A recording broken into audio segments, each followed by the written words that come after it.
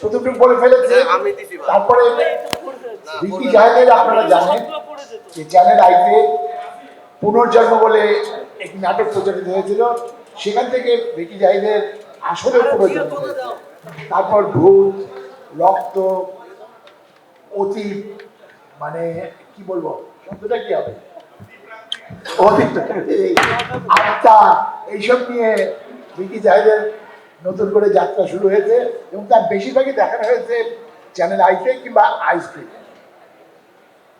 এবং আজকেও যখন আপনারা এখানে এসছেন, আপনারা আসার আগে টেবিলটা একদম সাদা ছিল, ভিকি জাহিদ এসে বলেছে এখানে সামনে রক্ত দাও।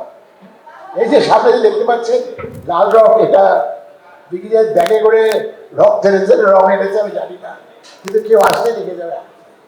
সুতরাং মানে রক্তের একটা কাণ্ড ওর গল্পে থাকে, কিন্তু একই সাথে একটা জিনিস থাকে, সেটা হলো দর্শকরা ভিকি জাহিদের যে প্রোডাকশন সেটা খুবই ভালোভাবে গ্রহণ করে। চক্র একেও আমরা এই সাফল্য দেখেছিলাম, চক্র দুইতেও আপনি এইমাত্র সমাজের কাছে শুনেছেন যে অল্প সময়ের মধ্যেই যথেষ্ট সাফল্য আইসক্রিম পেয়েছে।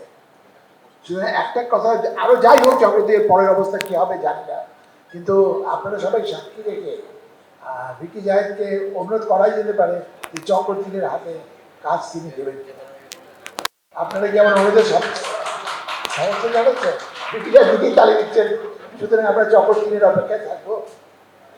খুব মানে আমাদের যে ওটিটি প্ল্যাটফর্মগুলো রয়েছে একের পর দুই খুব কমই এসছে, সুতরাং চক্র তিন যদি আসে সেটা একটা আমাদের জন্য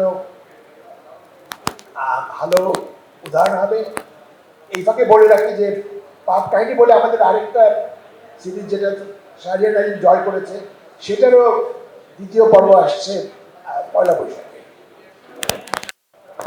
আজকের এই প্রেস কনফারেন্সটার ব্যাপারে আমাকে বিশেষ করে বলেছে বাদল, এটা বলতে বলেছে, না বললে আগামী দেশে কাজ করবে কিনা আমাদের সাথে সেই সম্পর্কে শব্দ প্রকাশ করেছে।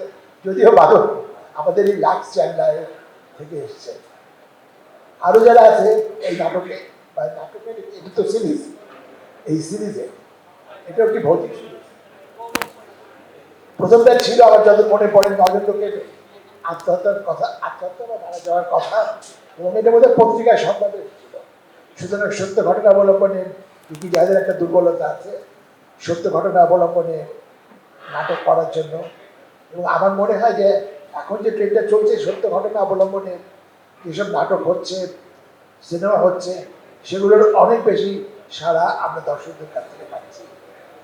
আইসক্রিম শুধু ভিকি জাহিদ নয়, বাদল নয়, এখানে যারা রয়েছেন তারা নয়, সবার সহযোগিতা নিয়ে, আপনারা যারা আছেন সবার সহযোগিতা নিয়ে এগিয়ে যেতে চাই। এবং আপনাদের পরামর্শের জন্য আমরা 24 ঘন্টা চ্যানেল আই, যেহেতু 24 ঘন্টা চ্যানেল, আমরা 24 ঘন্টা কেউ না কেউ অফিসে থাকি, যে কোনো সময় আপনারা আসতে পারেন, চা কফি খেতে পারেন, পরামর্শ দিতে পারেন। এইটুকু লোক দেখিয়ে আপাতত আমি মুখ